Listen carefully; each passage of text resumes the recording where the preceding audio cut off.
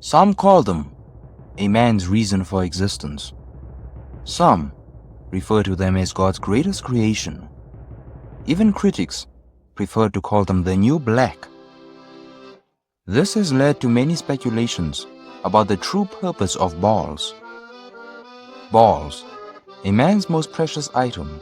Balls have for years been used in many different avenues. For years they've been looked highly upon for their abilities to solve any given problem. Science has proven that 5 out of 10 arguments are usually resolved with a game of catch. Sports, for example, has always relied on balls for entertainment purposes. But what if I told you that even though this may be the case, many people, notably men, have had intense insecurities surrounding balls? I was recently invited to the Windup's Balls Institution, a counseling center which focuses on the consultation of, you get the picture. When I entered the building, I was surprised by the amount of men that had been present that day. In an interview with a fellow man, he complained that whenever he went to the park, he experienced crippling anxiety because he worried that he might be kicked in the balls. I'm worried, you see. I think that my life would be better off if I had no balls. And just like that, countless men had begun to confess their childhood fears of being kicked in the balls. I was fortunate enough to use this statement to establish a groundbreaking legal institution called the Balls Insurance Fund, which aimed to provide compassion to anyone who had the misfortune of being kicked in the groin. As a professional lawyer, I would tirelessly advocate for the fair insurance payment for individuals who had experienced such incidences. With that being said, I was able to put together a team of highly skilled attorneys and lawyers in order to join me in this quest. On December 8, 2023, a controversial post was published on an unknown site. The poster had been complaining over the fact that women don't appreciate him for who he is, tiny balls in brackets. He would spend hours writing rather misogynistic stuff, but there was one particular thing that caught my attention. You see, the poster was no ordinary man. In fact, he was Michael Dupe in the flesh, someone who I had known quite personally. When I asked him what his motives were for writing such a post, he'd answer by saying the following. Isn't it obvious? Slight huff. I'm merely arguing over the fact that I'm still viewed as lower class, even though I'm a man with manly features. I've spent years searching for the meaning of life in self-improvement, but yet I'm still underappreciated. Isn't it obvious? A question lingers in the air, heavy with unspoken truths. I'm merely arguing over the fact that I'm still viewed as a lower class, even though I am a man with manly features. Pause. Let the words sink in. Years, the voice continues, years spent in the relentless pursuit of self-improvement. The tone is one of weary determination, an echo of countless battles fought, of victories won and losses mourned. Yet, the voice drops to a whisper, yet I remain underappreciated. The final words hang in the silence, a poignant reminder of the struggle for recognition, for appreciation, for understanding. And then the loop begins anew, the voice once again questioning.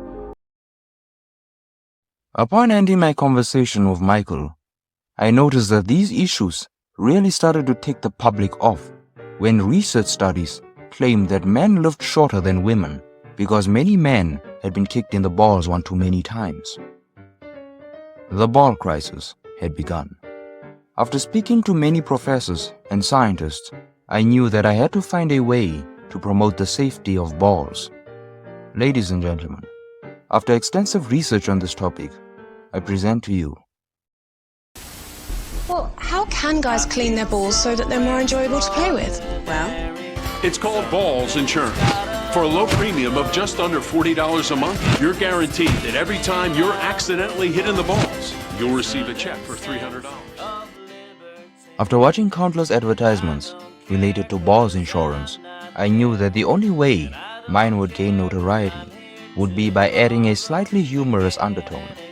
So I reached out to a well-known comedian by the name of Harold Chandler. For the longest time, He'd been working for countless adult and kids TV shows.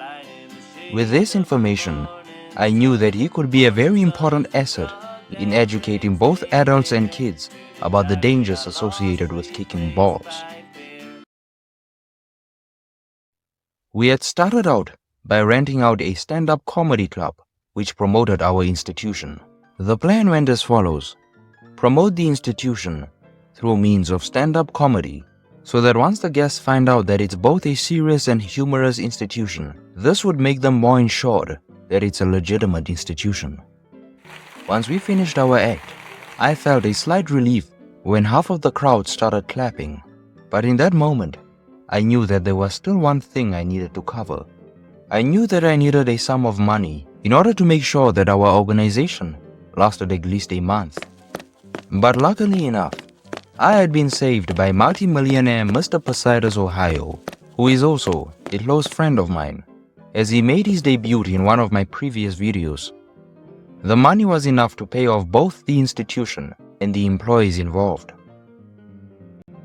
Around 3 weeks later, we started getting calls from countless clients who had claimed that they had been kicked in the balls. The hashtag #BetterCallSam had begun to spiral out of control in a good way. It became my new job to get up every Tuesday and Thursday morning and start making sure that these individuals got the right kind of justice they deserved.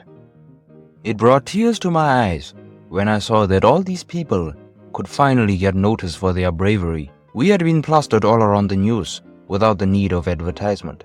Our notoriety had influenced many organizations and schools to make mandatory rules to help spread awareness of balls insurance.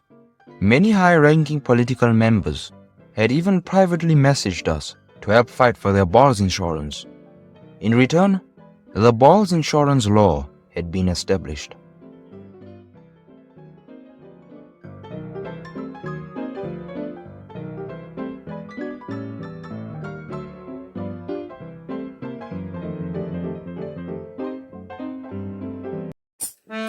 Kiss me goodnight, Sergeant Major. Put me in my little wooden. We all